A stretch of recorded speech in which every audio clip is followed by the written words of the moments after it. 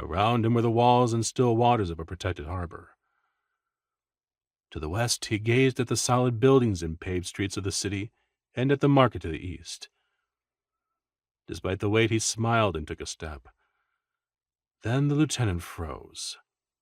Behind him, voices rose above the noise of the busy port. The smile fell away as quickly as a full sail in a sudden calm. "I say, took my coin purse," yelled a male voice. Its accent was that of a man from the Isle of Rhodes.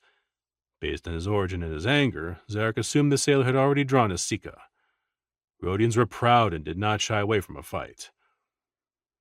Zadok Mikolas tilted his head back and, without turning to look, called out, "Sergeant McCain, do you require assistance?"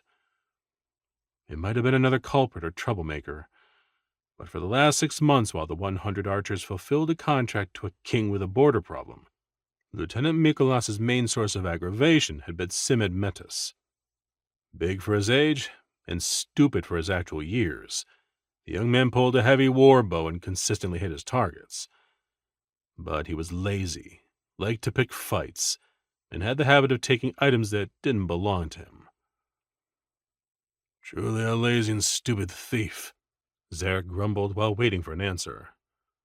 "Third file, draw and stand by," the NCO instructed. 18 long packs smacked the ship's deck. Steel swished from leather sheaths and hatchets scraped from holding rings. Sergeant McCain continued, "Sailor, you have 2 choices. Withdraw your accusation or bleed on your ship's deck." A deep breath from a man, probably the sailor, told the story of the Rhodians' frustration.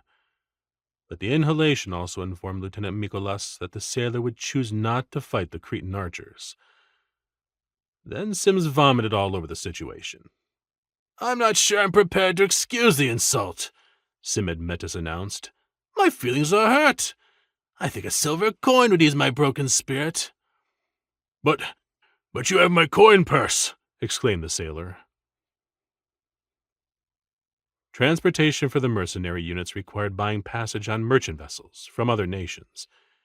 If a crewman was killed in a street fight, that was one issue.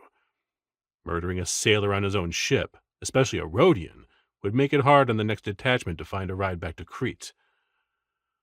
"Sergeant McCain, I asked you a question," Zarek reminded the NCO. "Lieutenant, we have it handled," McCain assured him.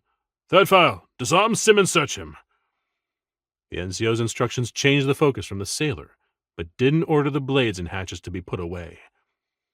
Zarek dropped both the long pack and the box, pivoted, and braced. Murdering a Rhodian sailor was bad enough. Being the officer in charge when the son of Archon Eugen Admetus was killed by his own file would be worse. After already losing bowmen on the assignment, Zarek envisioned a bloodbath on the merchant vessel and losing a couple more archers. He sprinted back to the ship,